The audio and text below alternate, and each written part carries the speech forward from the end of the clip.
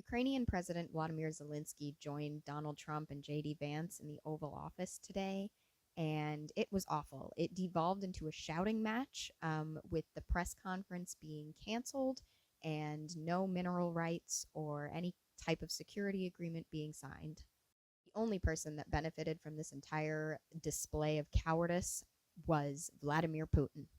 The rest of the world is joining together and affirming their support for Ukraine because it seems that the United States has completely abandoned them as an ally.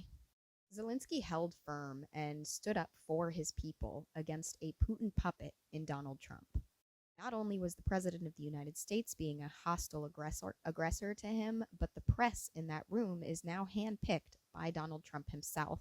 And a lot of the questions that he was getting, that Zelensky was getting, were incredibly disrespectful, including this one from Brian Glenn, who happens to be Marjorie Taylor Greene's useless reporter boyfriend. Your second question? My second question for President Zelensky. Why don't you wear a suit? Why don't you wear a suit? You're the highest level in this country's office, and you refuse to wear a suit. Just want to see if you do own a suit? Yeah, problems. A lot of Americans have problems with you not respecting. I don't have such. Office. I will wear a costume after this war will finish. Okay. Yes, maybe one.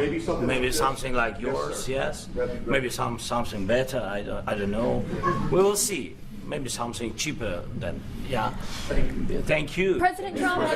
Glenn doesn't work for a fashion magazine, but he does work for Right Side Broadcasting Network, which is a propaganda arm of the MAGA Republican Party. This whole nonsense about Zelensky not wearing a suit has been parroted by all Republican media.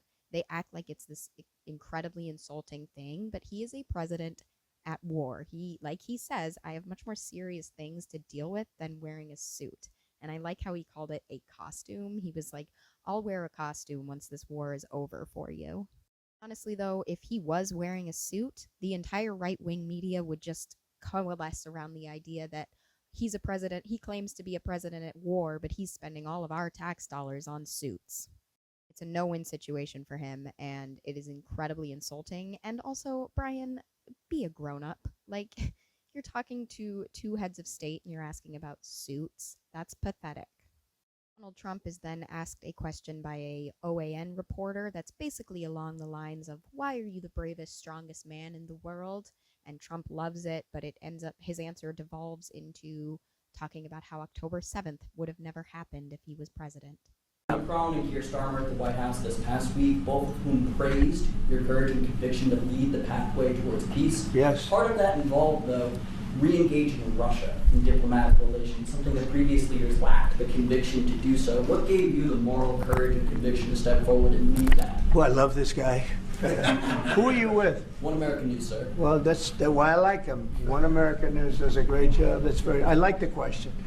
I think it's a very good question. It's a pathway to peace. It's a pathway to getting something solved.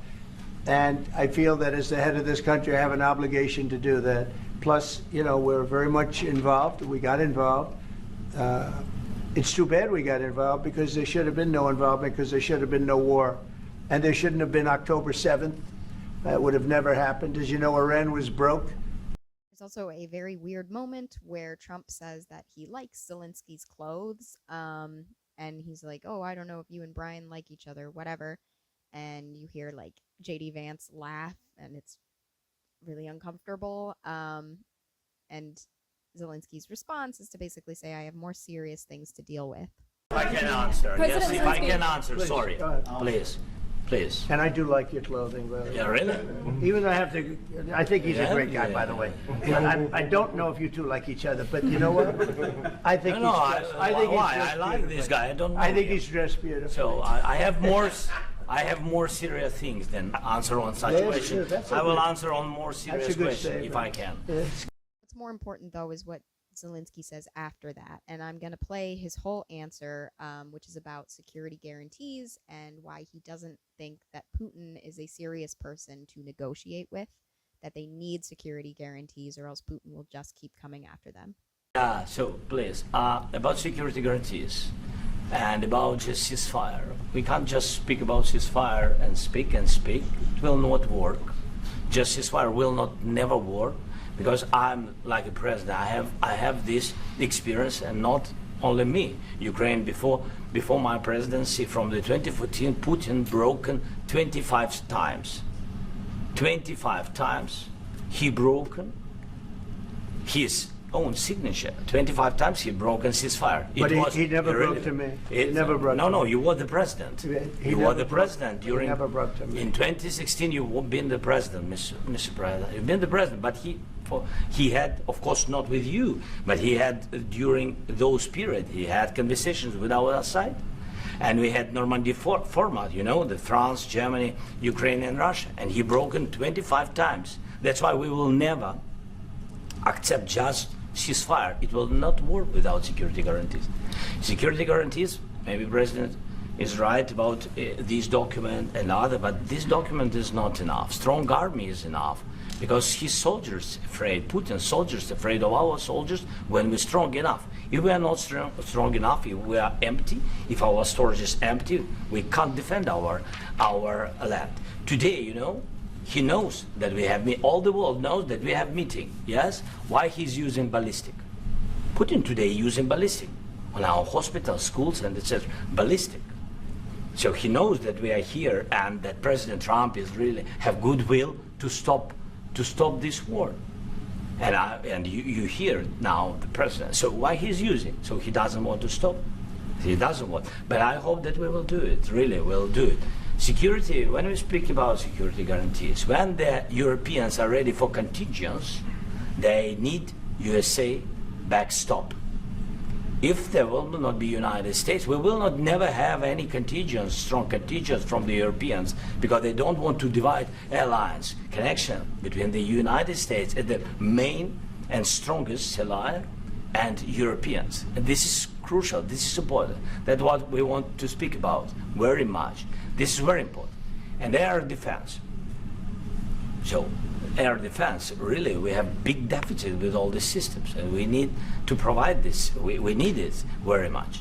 Otherwise, Putin will never stop, and will go further and further. He doesn't want. He hates us. You know, it's not about me. He hates Ukrainians. He thinks that we are not a nation. He thinks, and he shared these thoughts. I think maybe with your team also. I don't know, but with all the Europeans, in media, officially and not, he always said that there is no such country, such nation, such language, and such life like Ukrainian. No, he really doesn't respect all the Ukrainians, and he wants to destroy us. And you are right, Mr. President. That's 2%. This document, maybe other documents, it's a very good start, very good, but it will not enough to stop this person. Should Russia pay to rebuild Ukraine? I know that was a bit of a longer clip, but I think it is really important to understand the full context of what is happening in Ukraine, because there is a lot of nonsense and lies about what is going on there. A lot of people are saying it's because Ukraine wanted to join NATO and that was Putin's like red line, which for one is bullshit, because Putin does not control Ukraine. He is not their president. If they want to join NATO, they can join NATO. People like to act like Zelensky is somehow the problem, that if he would just sign this peace deal, it would be over and people would stop dying. And he knows, Ukrainians know, people in Europe know that that is not true, that Putin wants to take Ukraine. He wants to move even farther west. He wants it all. And this is part of the reason it devolves into a shouting match, is because Zelensky calls it out. He says there was a ceasefire and Putin broke it constantly. And Trump doesn't like that. He's like, you didn't do it when I was president. And Zelensky's like, he was bombing and like, you guys didn't stop it. Biden didn't stop it. Obama didn't stop it. Zelensky understands that without security guarantees, there is no stopping Putin. You can sign all the pieces of paper you want. It doesn't matter. This is another bit of a longer clip where Zelensky talks about how Putin will move through Ukraine, go to the Baltics, go to Poland, and how they need security guarantees and that negotiations with him are nonsense. And he basically tells Trump, because Trump used to say, or always says, he's like, we have an ocean between us, so we don't care about this war. It doesn't touch us. And Zelensky says, you might have an ocean between us, but if he gets into Poland and the Baltics, your American soldiers will be fighting. And again, Trump doesn't like that. Sorry, just a second. About any negotiations. First of all, I want really to tell you, and I think that everybody understands that Ukraine, more than Ukrainians, nobody wants to stop this war. But at the future, any negotiations, it's understandable that two sides of the war, not Russia and the United States, because this is not the war between Russia and the United States. This is war of Russia against Ukraine and Ukrainian people. So these two sides will be at the anyway will be at the negotiation table. Then of course United States, like the strongest partner of the Ukraine, and of course Europe. I think Europe is very important. I want to speak about it with the president. Yes, Europe is very important for us because we really defend Europe for today. All Europeans really recognize that we are defending the line and they have real life and our people are dying. That's why they helped us. And also it's about the NATO. Yes, between, like the president said, you have big, nice ocean. Yes, between us. But if we will not stay, Russia will go further to Baltics and to Poland, by the way. But first to the Baltics. It's understandable for them because they've been in the USSR. You know, they've been one of the republics of the USSR, and Putin wants to bring them back to his empire. It's a fact. And when he will go there, if we will not stay, you will fight. Your American soldiers. It doesn't matter. Do you have ocean or not? Your soldiers will fight. You can tell that Trump is starting to get testy and restless and throw his little temper tantrums because Caitlin Collins asks a question about who will be protecting the mineral resources. And he freaks out and yells about how CNN is a terrible news organization. And who would protect those minerals if they are U.S. interests? Would that be Ukrainian forces, European forces? The agreement will protect them. U.S. The forces? agreement, yeah, we're signing an agreement. You know? Right, but what if Russia tries to invade or there's Russian aggression in those spots? What would I you do just told then? you, I don't think that's going to happen. And if that were going to happen, I wouldn't make a deal. If I thought that was going to happen, I wouldn't make a deal. Some people may wonder why. You know, they ought to focus on CNN on survival, not asking me these ridiculous questions. Why you have confidence that Putin won't violate a Focus on deal? surviving, because CNN's got such low ratings. I don't think they're going to survive. He thinks so highly of himself that just because Putin and him might sign a piece of paper, Putin wouldn't deign to strike again. And it's like, Trump, nobody is afraid of you. Like, you are signaling to Putin right now that you don't care about agreements, that you would bow down to him because it's convenient for you. After that question, things start to get crazy. JD Vance talks about how we just need a ceasefire, and Zelensky confronts JD about it. And from there, it just collapses. And this is going to be a long clip. This is about a 6-minute interaction between these men, but I believe it is important to show the entire thing because it is abhorrent. It is hard to watch. Zelensky stays calm and even-toned throughout the whole thing, while Trump and JD Vance berate him and demand thanks. And we just witness a very strong allyship shatter in front of the world in a 6-minute argument. It's pretty horrible. So brace yourself. Cute. Sure. Yeah? Yeah. Okay. So he occupied our parts, big parts of Ukraine, part of East and Crimea. So he occupied it on 2014. So during a lot of years, so I'm not speaking about just Biden, but those time was Obama, then President Obama, then President Trump, then President Biden, now the President Trump, and God bless, now President Trump will stop him. But during 2014, nobody stopped him. He just occupied and took. He killed people. You know what the contact line? 2015. 2014. 2014 is Well, 2014. Yeah. So I was not here. Yeah, but That's exactly right. Yes, but during 2014 till 2022, The situation the same. The people have been dying on the contact line. Nobody stopped him. You know that we had conversations with him, a lot of conversation, my bilateral conversation, and we signed with him, me, like a new president. In 2019, I signed with him the deal.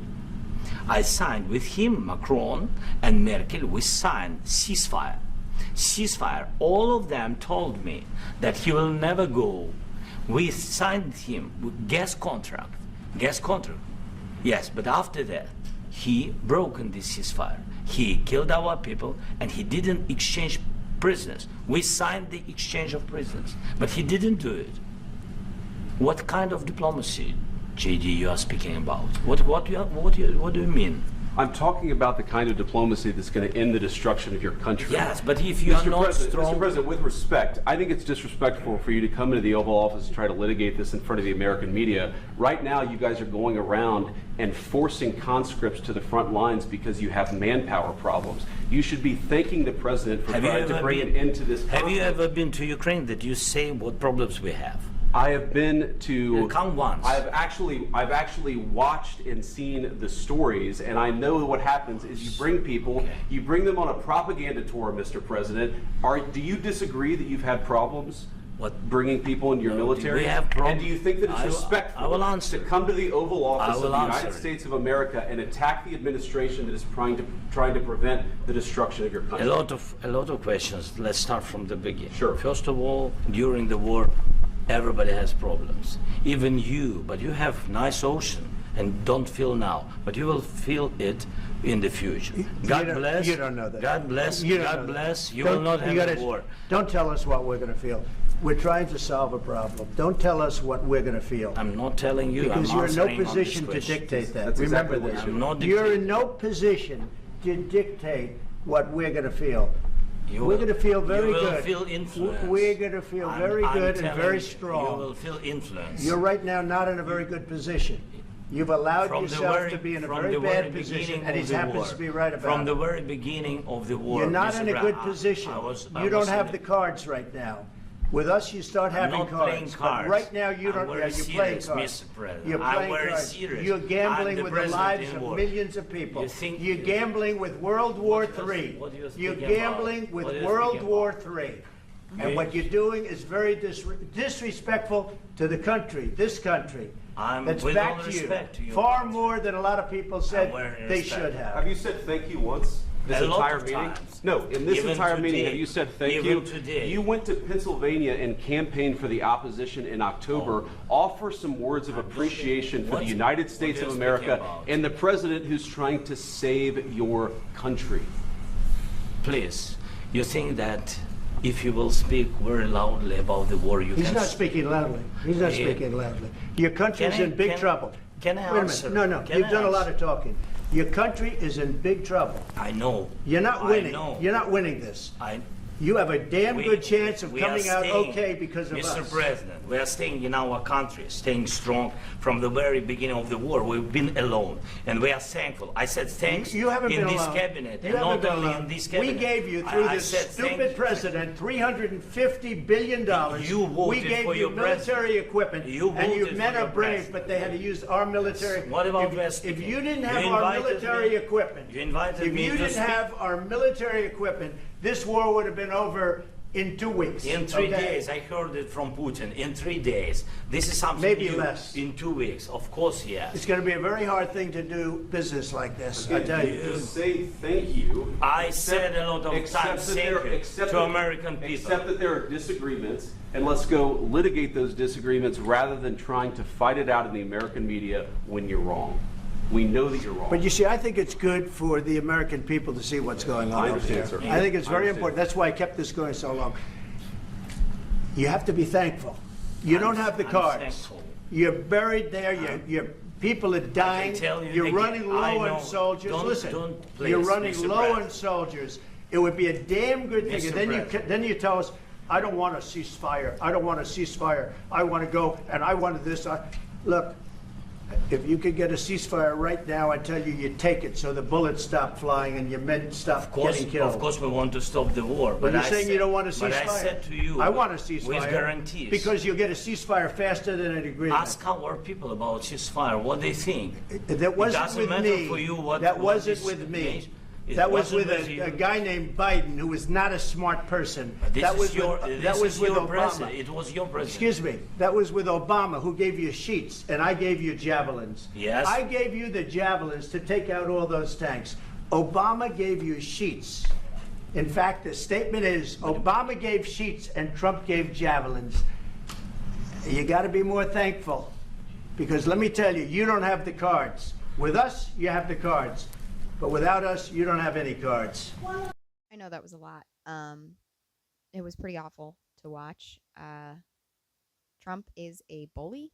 He is not a good negotiator. He is not a good businessman. He is a child who throws temper tantrums when he does not get enough praise. And JD Vance is a little weasel sitting there, egging Trump on, acting like an ass because he knows he is not even half as brave as Zelensky is. After that shouting match, Zelensky, the Ukrainian team, and the U.S. team were in separate rooms. They were supposed to have a press conference after, and they were supposed to sign the mineral agreements that would basically grant Trump access to all their minerals and raw earth material, and both those things were canceled. Zelensky and his team were kicked out of the White House and put back on their plane and sent back to Ukraine with no raw earth agreement signed, no more guarantees of safety, a total collapse of our ally. And the entire right-wing media machine has basically decided that that was the coolest thing that they had ever seen, that Trump is incredibly powerful because of that, that was a good display of American machismo, basically. The rest of the world stands in horror and has pretty much all the other world leaders are speaking up and saying they stand with Ukraine and that was awful. Trump then continues his temper tantrum when he is again asked what if Russia breaks the ceasefire, and he just collapses into a word salad of saying that Putin has gone through a lot because of Russiagate, which after all of what's happened, after Trump has completely capitulated to Putin, it seems pretty clear that the libs were right about Russiagate. What are you saying? She's asking, what if Russia breaks the ceasefire? What if anything? What if a bomb drops on your head right now? Okay? What if they broke it? I don't know. They broke it with Biden because Biden, they didn't respect him. They didn't respect Obama. They respect me.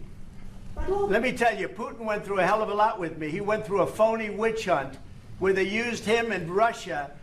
You ever hear of that deal? That was a phony Hunter Biden, Joe Biden scam. Hillary Clinton, Shifty Adam Schiff. It was a Democrat scam. And he had to go through that. And he did go through it. We didn't end up in a war. And he went through it. He was accused of all that stuff. He had nothing to do with it. It came out of Hunter Biden's bathroom. It came out of Hunter Biden's bedroom. It was disgusting. And then they said, oh, the laptop from hell was made by Russia. The 51 agents. The whole thing was a scam. And he had to put up with that. He was being accused of all that stuff. All I can say is this.